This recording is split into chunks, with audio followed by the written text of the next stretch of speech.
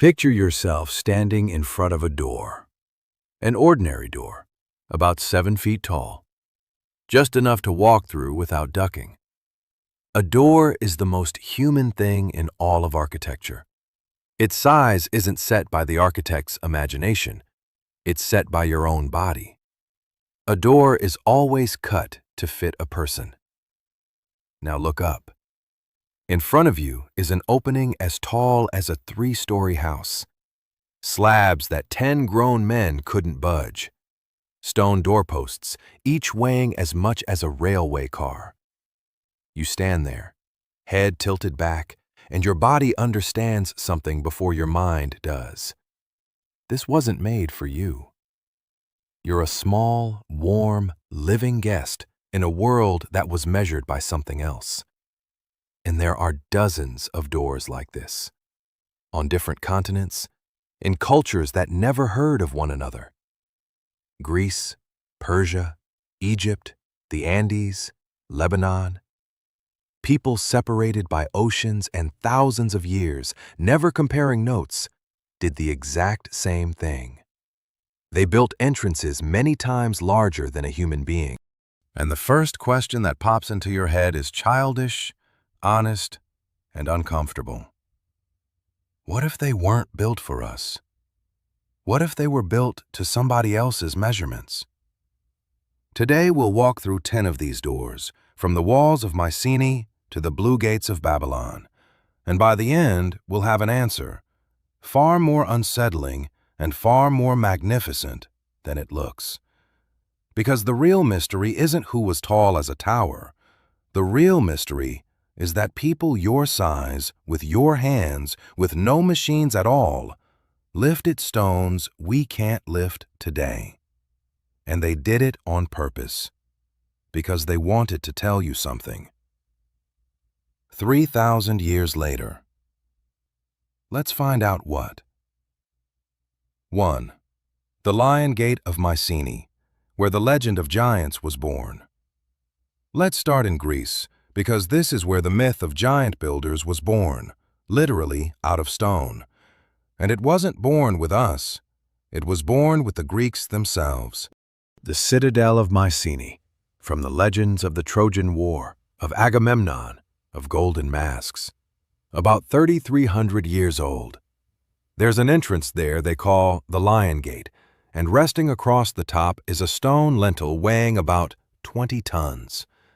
20 tons is the weight of a full-grown blue whale, lifted and laid across a doorway 3,000 years ago. But here's what matters most. The walls around it.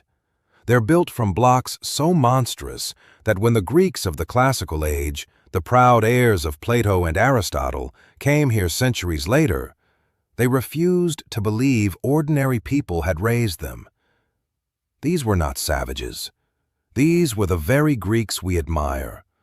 And looking at the work of their own ancestors, they said, "Humans can't do this." Cyclopes built it, one-eyed giants. That's where the term archaeologists still use comes from. Cyclopean masonry. And here's the one idea I want you to carry through this whole video.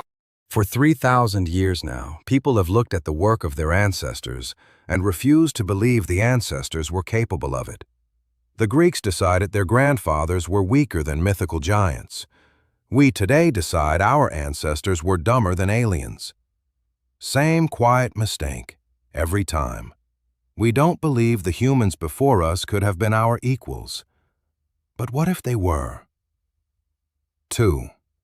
The Gate of All Nations at Persepolis, a door that explains itself. From Greece to Persia to Persepolis, one of the rarest cases in this story where the builders left the answer right there on the wall.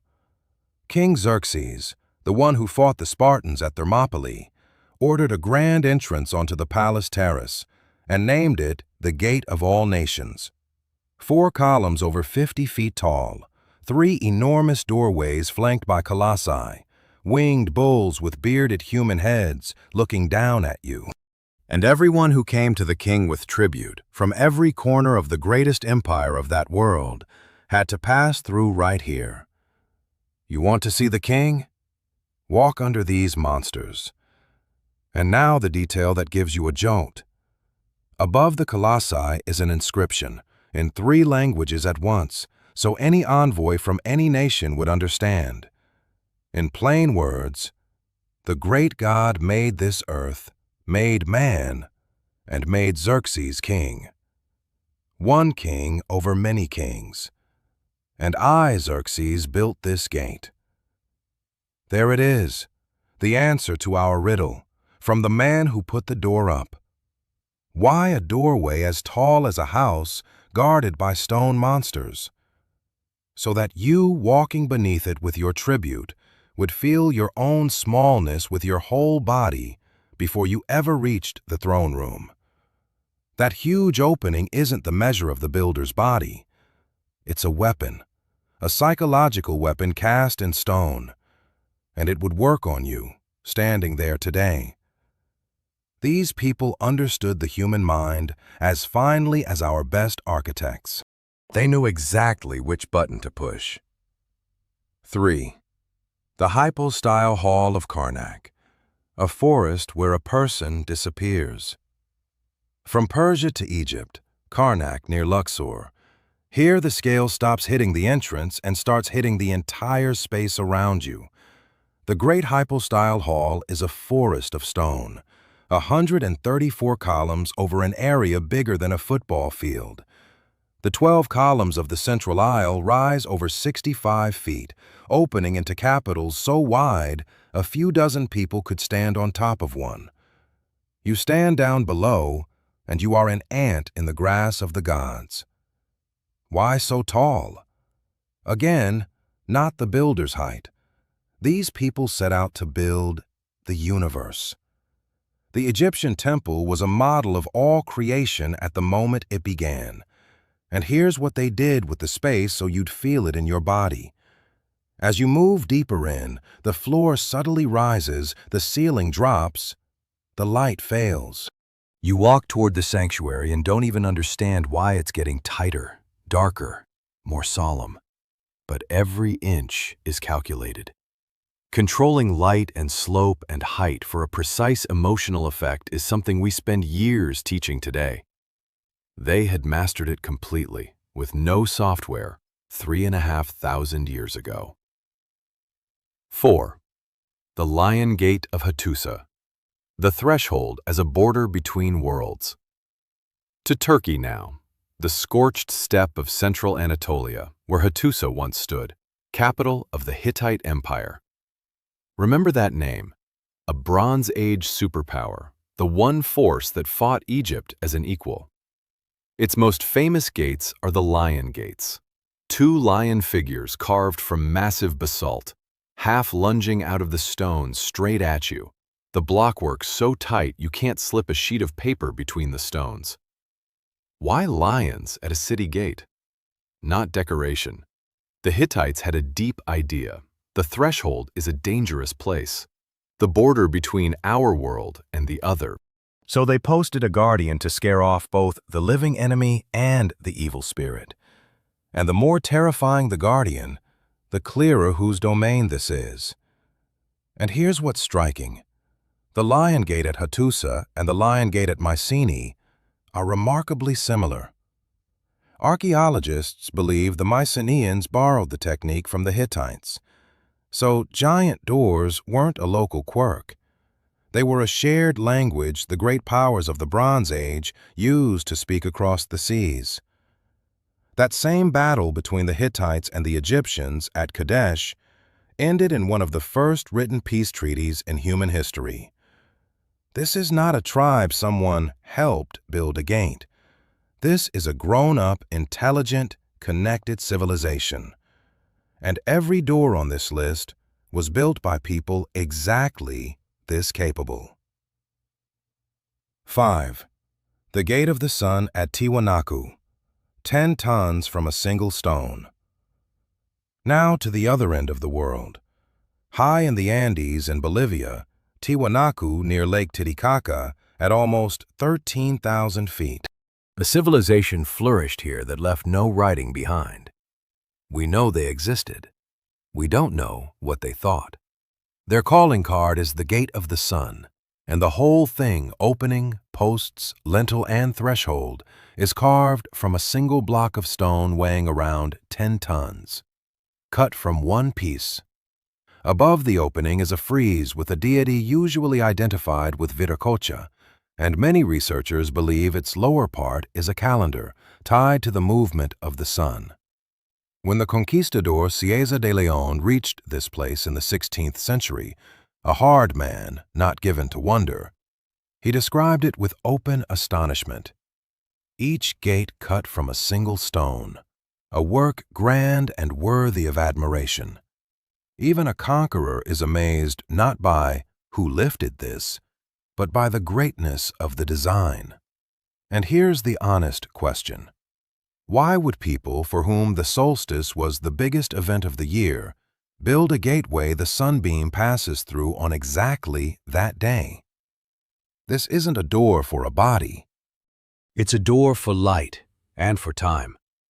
To make it work, its creators had to watch the sky for years and understand the sun with a precision we don't expect from a culture without writing. Who said they were simpler than us? They were just intelligent in a different way. 6. The Serapeum at Saqqara. 100-ton boxes in a corridor they can't fit through. Back to Egypt, but underground, to the galleries of the Serapeum. This is the place most often called Proof of Giants. And I want to walk through it honestly, because here the mystery is real. In the side niches of these narrow tunnels stand 24 granite sarcophagi. Each is about 13 feet long, weighing between 70 and 100 tons, plus a lid of around 30.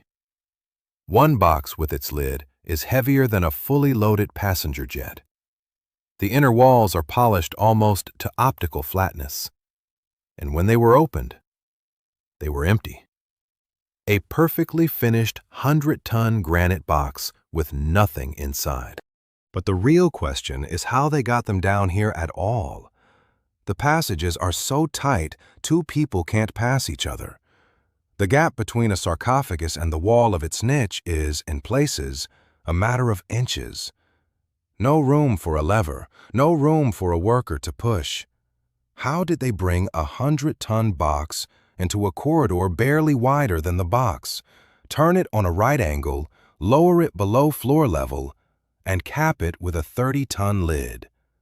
With no cranes, no hydraulics, no room to even apply force. The honest answer from science: there is no proven solution yet. There are hypotheses: sand, sledges, clearing the niches in stages, and none closes the debate. The Serapeum remains one of the most uncomfortable places on the map for historians, and that's not a weakness of science. It's its strength. It says, "I don't know yet," instead of plugging the gap with a pretty invention. One thing is clear: the giant's version doesn't help. A giant in this cramped corridor would have it even worse. The tightness screams the opposite. All of it was designed for ordinary-sized people, people who knew something we've forgotten.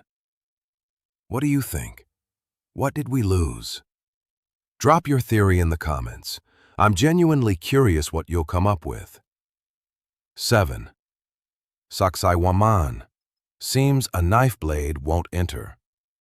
Up to Peru, to the hill above Cusco, to the fortress of Sacsayhuamán, built by the Inca. Here lives another favorite argument of the giant theorists, and it has both a weak spot and a real mystery. The walls are built from polygonal blocks weighing well over 100 tons, fitted dry so tightly a knife blade won't go into the joints. Thousands of blocks, each a unique shape, each ground to fit its neighbors like a puzzle piece. There are also steps that strike you as awkwardly high, and the logic sounds neat. Too high for us, so made for someone with a longer stride. For a giant. But right next to them are normal, human-sized steps a giant wouldn't fit on. And a high step is usually about function, not height. drainage, defense, ceremony. Pretty theory, shaky legs. But here's what truly astonishes and stays open: the seams. We understand broadly how the Inca worked, not cutting the stone, but pounding and grinding it with quartzite hammerstones hour after hour, and replicas made that way produce the same tight joint. No alien lasers needed. But the question the engineers themselves admit is different. How, with tools like that, did they reach that precision across thousands of blocks, in hard stone, on walls that survived dozens of earthquakes, while colonial buildings nearby crumbled? We understand the principle, how humans had enough precision and enough inhuman patience for a scale like that. Nobody fully understands. 8. The Megalithic Temples of Malta. Doors to nowhere and vanished builders. Now the tiny island of Malta, and temples older than the pyramids of Giza, older than Stonehenge, about 5,000 to 6,000 years old. Some of the oldest stone structures on the planet. They're built from huge limestone blocks, and there are downright strange elements: trilithons, doorway-shaped frames that sometimes lead not into a room, but into nowhere. A door with no room behind it, and again the temptation rises: giants. But the honest explanation is deeper. These temples were built by a tiny society, a few thousand people, no metal tools, no wheel. A door to nowhere is the idea of transition made physical, a threshold between worlds, not an entrance for the body, an entrance for the soul. But the real mystery of Malta is the disappearance of its builders. The civilization that raised these megaliths simply dissolved. No signs of conquest, no mass graves.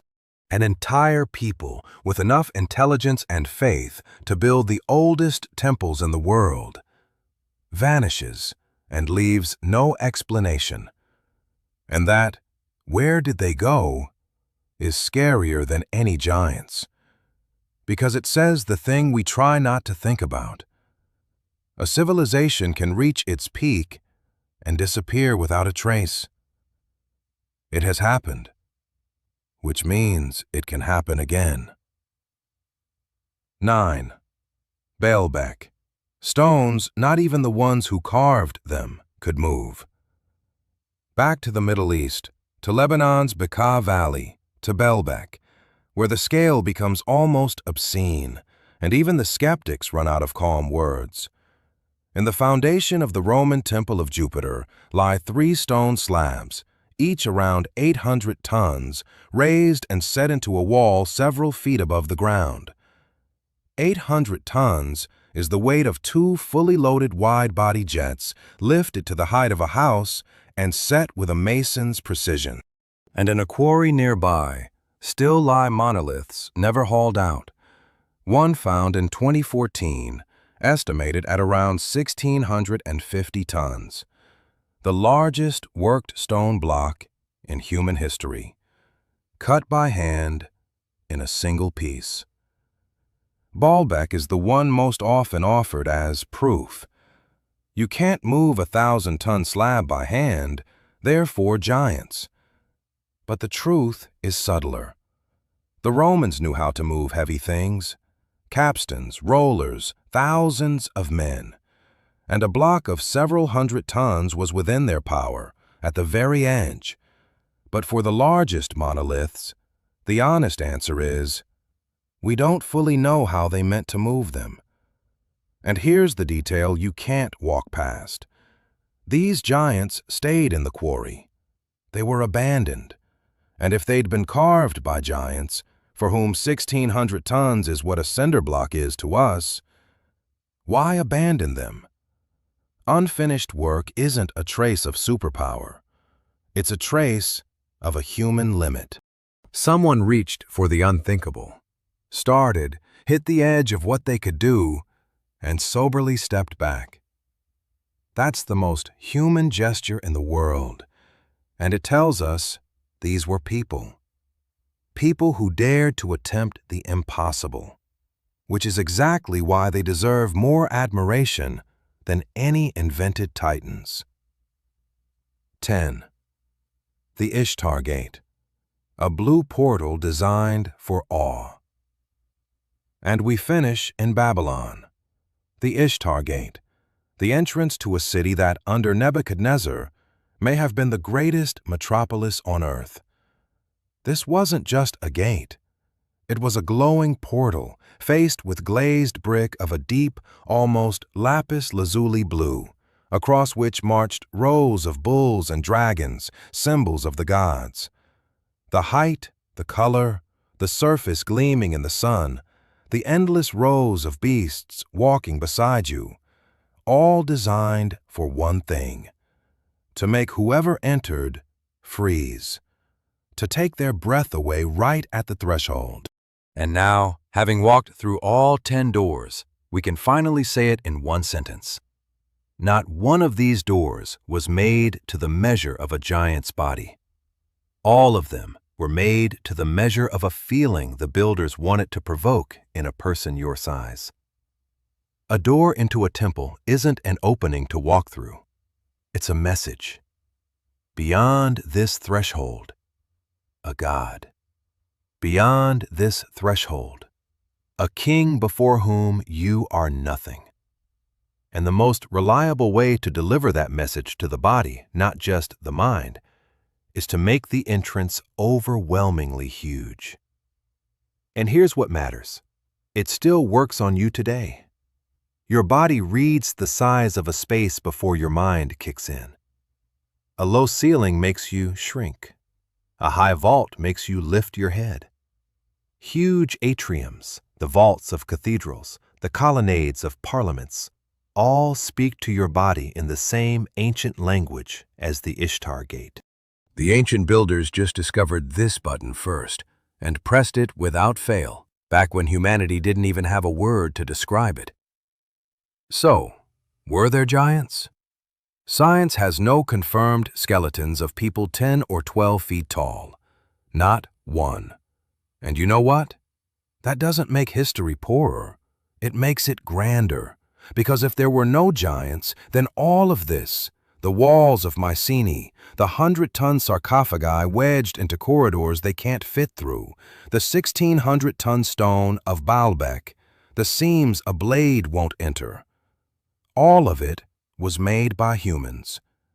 People your size, with hands like yours, without a single machine. We're used to thinking progress is a straight line upward, that we stand at the summit and behind us are primitive ancestors who couldn't lift a stone without help. But these 10 doors say the opposite. The Greeks thought their grandfathers were weaker than giants. We think our ancestors were dumber than aliens. And every time, we err in the same direction. We underestimate the human who came before us. They had no cranes and no computers, but they had what we are desperately short of: time, patience, the willingness of thousands of people to labor toward one goal for generations without expecting to see the result in their lifetime. We are not above them. We're just different, and in some things, poorer. So next time you stand in front of a too large ancient door, don't ask, "Who was that huge?" Ask, "What did they want me to feel walking in here?" And in that moment, the design of people dead for 3,000 years will work on you, exactly as it was meant to. Across 30 centuries, they reach you and make you lift your head. If that isn't magic, then what is? Which of these 10 doors hit you the hardest? And I'm genuinely curious. What legends about giants do they tell where you live? Every nation has its own. Tell me what country you're from and what legend you heard as a kid.